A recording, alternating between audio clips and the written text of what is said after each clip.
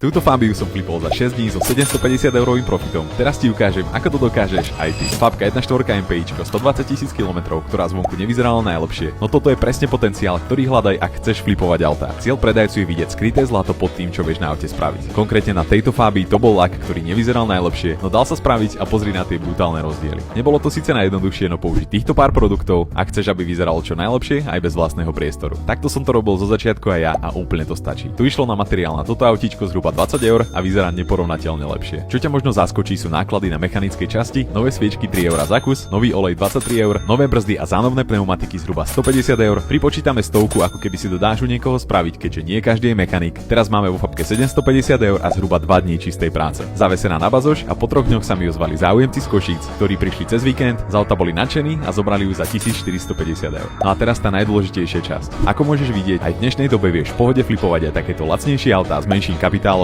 Samozrejme nespadnú ti z neba a je to trochu ťažšie nájsť takéto kúsky, no pokiaľ spojíš vytrvalosť v hľadaní s nízkymi nákladmi na prípravu, tak aj s takýmito autičkami to stále funguje a takýmto flipom si vieš zdvojnásobiť kapitál vrátane toho, že tvoji zákazníci budú spokojní a ver mi, to je v tomto biznise najdôležitejšie. Stačí ti iba správny smer, znalosti a coaching, ktorý otvárame, aby si sa naučil všetko o predaji a aby si dokázal takéto flipy robiť aj ty a pridal sa k našim členom. Challenge otvárame iba na týždeň do 9.5. s limitovaným počtom miest a pravidelnými kolmi, nech sa naučíš všetko o flipovaní, nech nemusíš skúšať pokus omyl sám, plus budeš mať k dispozícii profíkov, ktorí ti budú vedieť poradiť, nech v tom nie si sám. Takže ak chceš s nami začať predávať autá, napíš mi do komentu slovo flip a vidíme sa tam.